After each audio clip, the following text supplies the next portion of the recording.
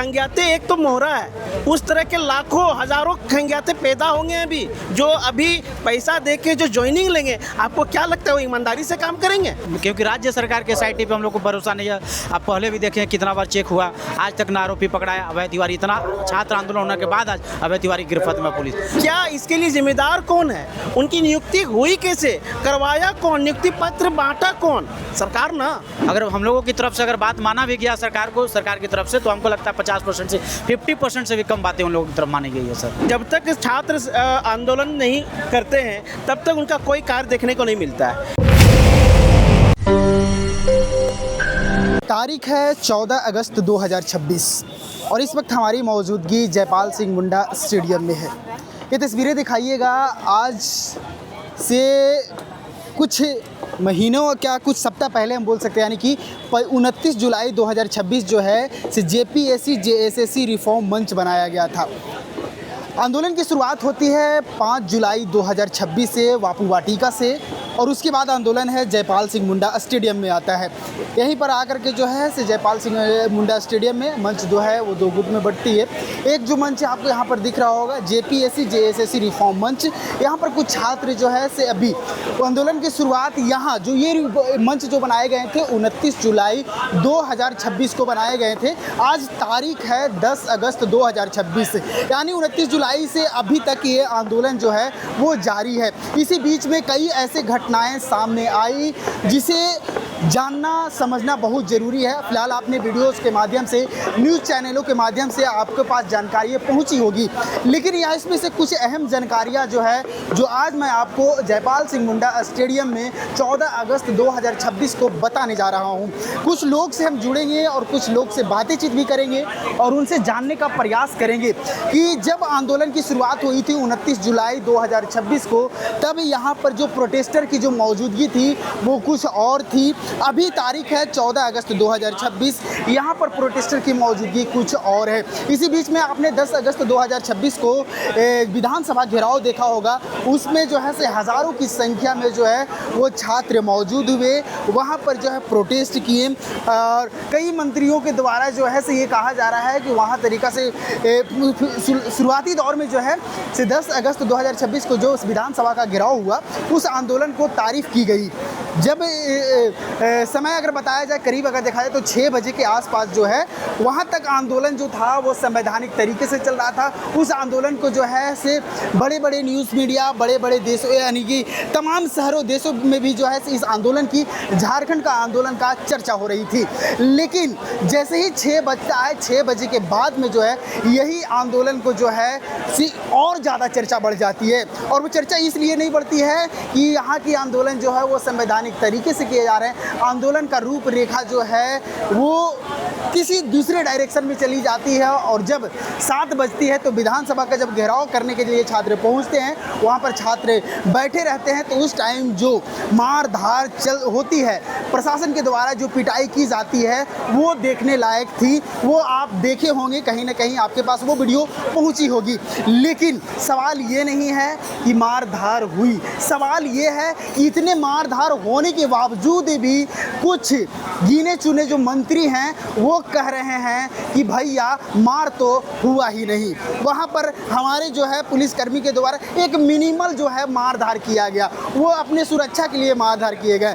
लेकिन ये बताती है, जब वीडियो आप देखेंगे तो ये साफ पता चलता है कि किसे मिनिमल मार कहा जाता है और किसे जोरदार मार कहा जाता है, वो साफ वीडियो में प्रतीत होता है। कुछ यहाँ पर छात्र जो है से पिछले 29 जुलाई से जो है इस मंच पर बैठे हुए हैं। फिलहाल हम कुछ छात्रों से जुड़ते हैं और उनकी इस पीड़ा को जानने का प्रयास करते हैं। भैया, आप इस आंदोलन में कब से यहाँ पर हो, कब से शामिल हो इस प्रोटेस्ट में आप? जिस दिन से शुरू हुआ उसी दिन से हम लोग यहाँ पे बैठे हुए हैं। जिस दिन से शुरुआत हुई आंदोलन की उस दिन से आप यहाँ पे मौजूद हो। आपने 10 तारीख के विधानसभा मार्च में शामिल थे उस टाइम? उस दिन भी शामिल था। यहाँ पर एक आपकी जो इस बीच में अगर बात मैं करूँ तो यहाँ जो मंच बनी JPSC JSSC रिफॉर्म का जो मंच आपका बना 29 जुलाई का जो है वो ये मंच बनती है। आज तारीख है 14 अगस्त 2026। इस बीच में बहुत सारे ऐसे घटनाएं हुई, बहुत सारे बातें जो है सरकार के बीच में कही गई, सरकार की तरफ से प्रतिक्रिया है। आपके डेलीगेशन टीम 2 बार वहाँ पर पहुँची।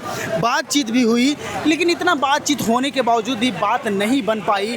आखिर छात्रों का मेन डिमांड क्या है, मेन मांगे क्या है? डेलीगेशन टीम आपकी पहुंचती है, फिर भी बात नहीं बन पाती है। हम लोगों को देखिए साफ है मांग, और हम लोग डेलीगेशन कोर टीम के माध्यम से हम लोगों ने संदेश भी सरकार तक पहुंचाने का काम किया है कि सबसे पहले जेपीएससी जो अभी प्रारंभिक परीक्षा हुआ वो रद्द हो, 13वीं 14वीं जितनी प्रकार की जेपीएससी। सेकंड चीज़, टीडीपीएल के माध्यम से जितनी भी परीक्षाएं आयोजित हुआ है सारा का सारा रद्द हो, और जेएसएससी सीजीएल जो हम लोगों का ज्वलंत मुद्दा है उसकी सीबीआई जांच हो, उसको रद्द करते हुए सीबीआई जांच करना चाहिए, क्योंकि राज्य सरकार के एसआईटी पे हम लोग को भरोसा नहीं है।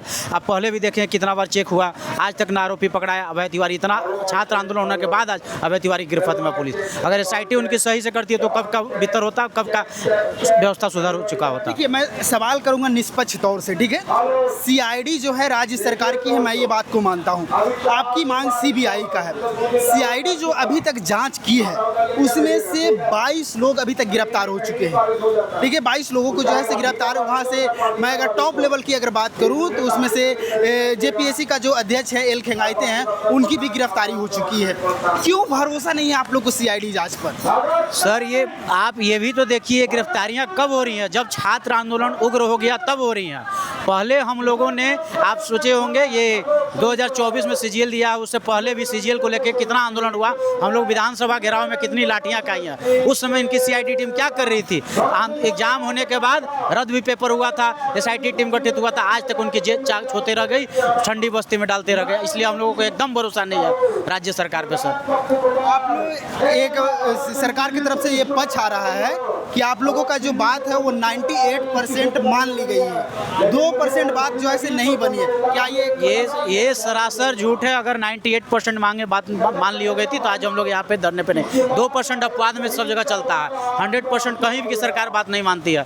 अगर हम लोगों की तरफ से अगर बात माना भी गया सरकार को, सरकार की तरफ से, तो हमको लगता है 50% से 50% से भी कम बातें उन लोगों की तरफ मानी गई है। सर, क्या लगता है आपको कि अगर यहाँ पर सीबीआई जांच होगी, आप जिस सीबीआई जांच की मांग कर रहे हैं, अगर वो सीबीआई जांच होती है तो जो सीआईडी काम कर रही है और सीबीआई जांच अगर सरकार दे देती है तो क्या लगता है आपको लोग का न्याय मिल जाएगा? जी बिल्कुल न्याय मिलेगी।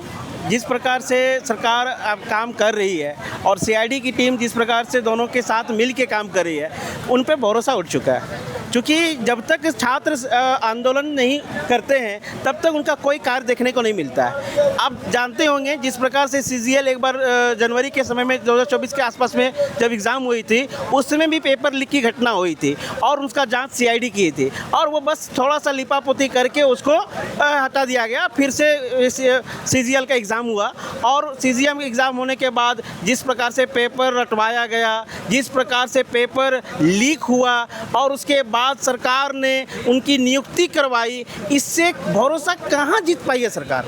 हमने उस समय भी विरोध किया था सरकार को कि जब एग्ज़ाम हुआ था, पेपर लीक हुआ है, इसके लिए जेएसएससी का कार्यालय हम लोग ने घेराव किया था, लाठियाँ उस समय भी हम लोग खाए थे। उसके बावजूद भी सरकार के कानों में जू तक नहीं गई। उन्होंने सीआईडी का गठन किया और उस पर जांच हुई। जांच होने के बाद मामला न्यायालय में गया और न्यायालय में भी उनको नियुक्ति दिया गया। अगर सीआईडी अपना पक्ष अपनी पूरी तरीके से रखता तो उन लोगों को आज नियुक्ति नहीं होता। और आज जो रद्द करने के लिए जो कानूनी कार्रवाई जो कहा जा रहा है कि ये मुद्दा न्यायालय में है और जब तक कोई कानूनी प्रोसेस पे नहीं जाएंगे रद्द नहीं किया जा सकता है। तो मैं सरकार से पूछना चाहता हूँ कि क्या इसके लिए जिम्मेदार कौन है? उनकी नियुक्ति हुई कैसे? करवाया कौन? नियुक्ति पत्र बांटा कौन? सरकार ना। अगर वो निष्पक्ष तरीके से अगर जांच की होती और अपना बात सही तरीके से रखा होता तो मुझे पूरा विश्वास था कि जेएसएससी सीजीएल उसी समय रद्द हो जाता। लेकिन सरकार ने निष्पक्ष तरीके से जांच नहीं किया, बल्कि उन लोगों को नियुक्ति देने का काम किया और वाहवाही लूटने का काम किया।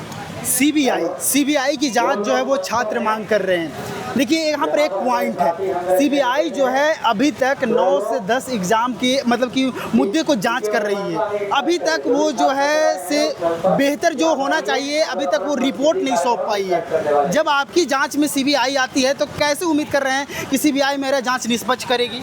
बिल्कुल, ये कहना सही है कि सीबीआई के पास बहुत सारे केस है और उनका क्लोजिंग रिपोर्ट अभी तक फाइनली सबका हुआ नहीं है। लेकिन जिस प्रकार से जेपीसी 1 और 2 का जो फाइनल रिपोर्ट है सरकार के पास 2024 में ही सबमिट किया जा चुका है। इसमें सिर्फ जो सरकार है उनका आदेश का वेट किया जा रहा है। और जिस प्रकार से हम लोग सीआईडी को लीपापोती करते हुए देख रहे हैं, जिसके वजह से उस पर भरोसा नहीं हो पा रहा है। और कहीं ना कहीं केंद्र में जिस प्रकार से विपक्षी सरकार है, उनका कहीं ना कहीं प्रेशर अभी के सरकार के पास होगा और सीबीआई उनको निष्पक्ष तरीके से जांच करेगी, ये हम लोग को पर पूरा भरोसा है। क्या आपको ये बात पता है कि अभी तक जो है इस पिछले 29 जुलाई से लेकर के अभी तक आपकी कितनी बातें मानी गई है, कितनी बातें सरकार के द्वारा सुनी गई है? देखिए, जिस प्रकार से जेपीएससी 14 को रद्द किया गया, ये हमारी मांग में थी, ये माना गया है। लेकिन हमारी प्रमुख मांगे हैं कि जो टीडीपीएल के द्वारा जितनी भी एग्जामिनेशन कंडक्ट की गई है और अभी अभय तिवारी जिस एग्ज़ाम में बैठकर क्वालिफाई हुआ है, उन सभी एग्ज़ाम को सीबीआई जांच किया जाए और उन टीडीपीएल के द्वारा जितनी सारी एग्ज़ाम हुआ है उनको रद्द किया जाए। ये हमारी प्रमुख मांगे हैं और सरकार ने ये मैं थोड़ा सा आपको रोकना चाहूँगा, माफ़ कीजिएगा। आप जो बोल रहे हैं कि सारी एग्ज़ाम को रद्द करनी है, ठीक है। जो छात्र पास हुए हैं, जो छात्र मेहनत करके पास हुए हैं, अब वो छात्र तो कहेंगे कि हमने तो मेहनत से पढ़ाई की थी, हमने तो जॉब लिया था, तो वो छात्र तो न्यायालय का दरवाज़ा खटखटा सकते हैं। तो ऐसा तो फिर उनके साथ तो फिर अन्याय हो जाएगा। अगर गेहूं के साथ कुछ जौ भी होते हैं ना, वो पिस जाते हैं। तो जो मेहनती छात्र हैं वो जौ की तरह है। अगर वो मेहनत करते हैं तो वो फिर से मेहनत करके वो हासिल कर सकते हैं। लेकिन सिस्टम में अगर वो घूसखोर पैसा देके जाने वाला करप्ट इंसान अधिकारी बनेगा तो ये पूरे राज्य में करप्शन बढ़ेगा। इससे करप्शन कभी घटने वाला नहीं है। हम लोग जिस प्रकार से देख रहे हैं, खंग्याते एक तो मोहरा है, उस तरह के लाखों हजारों खंग्याते पैदा होंगे अभी, जो अभी पैसा देके जो ज्वाइनिंग लेंगे। आपको क्या लगता है वो ईमानदारी से काम करेंगे?